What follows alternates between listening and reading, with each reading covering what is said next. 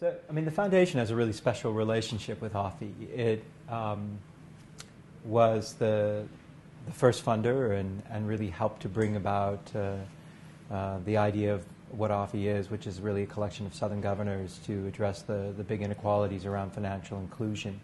And so we have just been both professionally satisfied but thrilled at the interactions we've been able to have, both in the convening power of AFI, in the peer learning that's gone on, and really how they've elevated the conversation around financial inclusion beyond just where it began 5 years ago as an idea into really operationalizing down to the specific details of what it takes to deliver new policies and new procedures. And so we've been happy to be part of AFI from the beginning, and we continue to be excited about where it's going.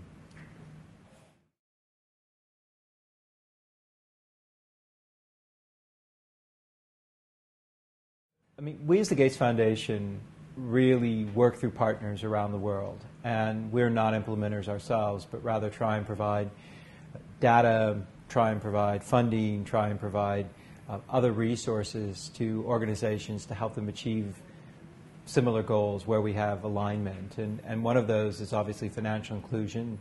Financial services for the poor is a big piece of the foundation strategy. And I think for us, we really value our chance to interact with the various partners that AFI works with, and we all think that they're the essential ones who deliver these services on the ground. So for us, coming to the Global Policy Forum is a chance to exchange ideas, to learn from our partners on the ground, and to figure out the foundation's role.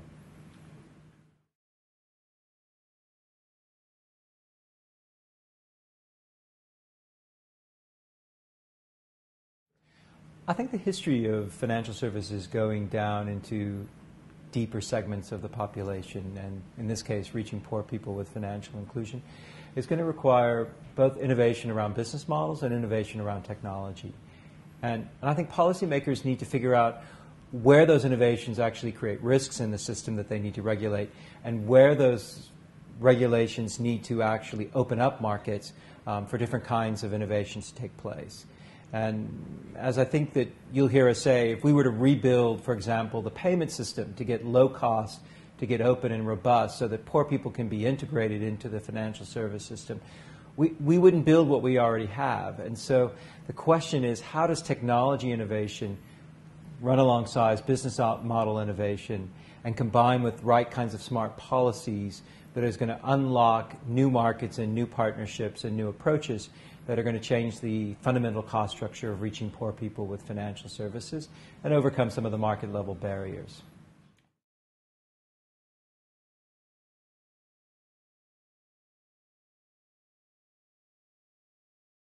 I think, like many areas of life, committing ourselves to a goal helps us both rally around those achievements as well as provides a way to measure how progress is happening and to really get concrete in not just an idea of something, but how you would operationalize it. And I think the commitments around the Maya Declaration provide both a public commitment, but it also provides a chance for even greater interaction between different countries as they learn from each other and hold each other accountable to those goals. So I think the public commitment is essential. I think it's valuable, and it also helps rally resources internally and externally within those countries. Why do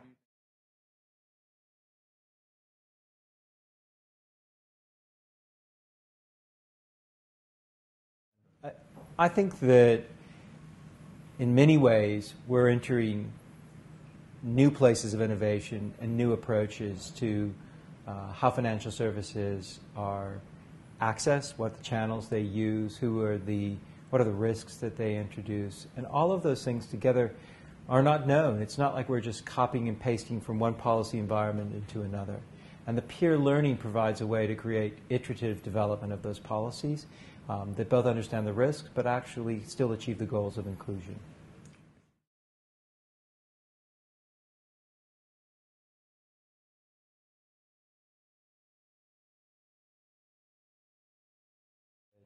When we just look at the differential of bank account penetration versus mobile phone penetration, I think the switching to a digital platform to deliver services that reach the poor through a variety of channels that are digital actually is the greatest innovation that strips the cost out of the system, that begins to overcome some of the asymmetries of information, and actually opens up the market to a variety of innovations within the banking system and within other players of reaching down into poor communities. And I think that digitization is probably going to be the real key to unlocking financial inclusion.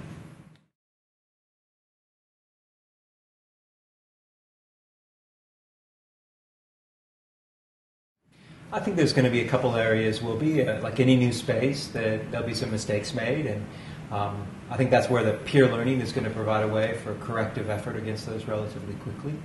I think the other obstacle is that if you're a country and right now only 20% of your population is included, and you're going to bring in 80% of that population, that's a huge shift, and so there are going to be some unexpected consequences from that.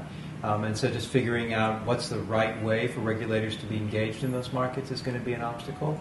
But I think the biggest obstacle overall is going to be good quality data and measurement so that they can quickly respond to changes and quickly understand what's working and not working. So how do we get in the data loop and make really rational decisions around this?